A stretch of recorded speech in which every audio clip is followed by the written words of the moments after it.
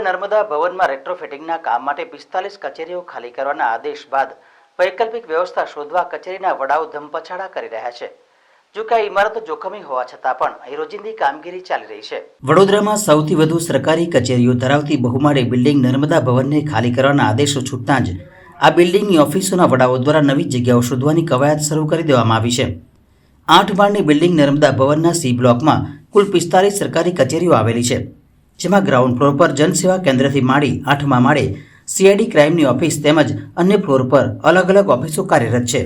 નર્મદા ભવનને ખાલી કરવાની નોટિસ જિલ્લા કલેક્ટરના આદેશથી માર્ગ અને મકાન વિભાગ દ્વારા અપાતા નર્મદા ભવનની કચેરીઓ હવે ક્યાં ખસેડવી તેવા પ્રશ્નો સર્જાયા છે।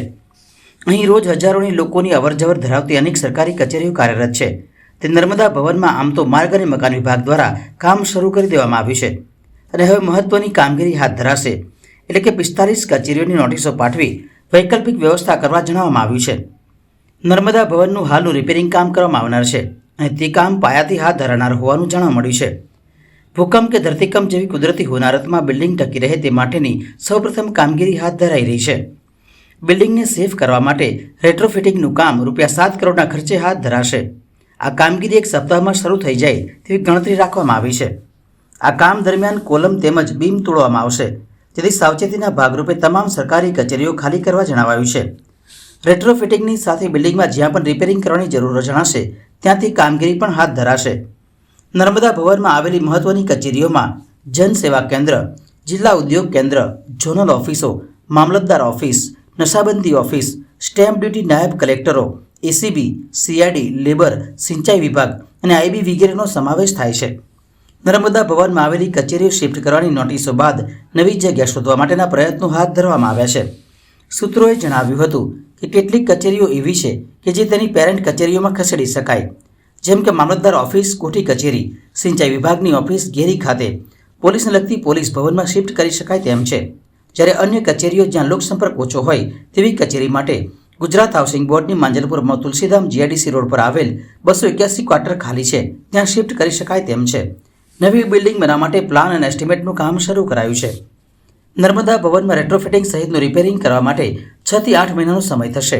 આ સમય બાદ જે તે કચેરી પાછી પોતાની મૂળ જગ્યાએ પરત ફરી શકે છે। બીજી બાજુ નર્મદા ભવનને તોડીને તે જગ્યા પર બીજી બહુમાળી બિલ્ડિંગ બનાવવાની તૈયારીઓ પણ પૂરજોશમાં ચાલી રહી છે। આ કામ માટે 2 થી 3 વર્ષ જેટલો સમય થાય તેમ છે।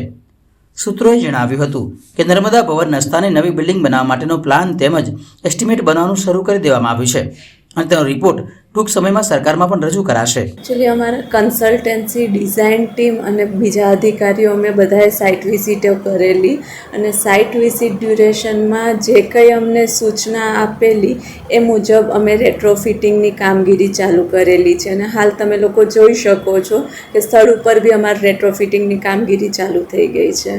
એટલા માટે જ અમે લોકો ખાલી કરાવીએ છીએ કે કોઈના જીવને કોઈ જોખમ ના થાય અને વિથ સેફટી અમે લોકો એ કામ કરવા માંગીએ છીએ। કોલમ છે એમાં જેકેટિંગ થવાનું છે, બીમ છે એમાં રેપિંગ થવાનું છે, તો ઓવરઓલ બિલ્ડિંગની સ્ટ્રેન્થનિંગ વધે છે એ મુજબની કામગીરી કરીએ છીએ। ના, અમે ઓલરેડી નોટિસો આપી દીધી છે અને બિલ્ડિંગો આખી ખાલી થઈ જશે। હા, અમારે નર્મદા ભવન માટે નવી બિલ્ડિંગ પ્રપોઝલ ઓલરેડી અમે લોકોએ કરી લીધી છે અને હાલ કલેક્ટરશ્રી થ્રુ બી લેન્ડ માટે પ્રપોઝલ અમે સબમિટ કરી છે, તો લેન્ડ મળશે એટલે અમારે નવું કન્સ્ટ્રક્શન બી સ્ટાર્ટ થશે।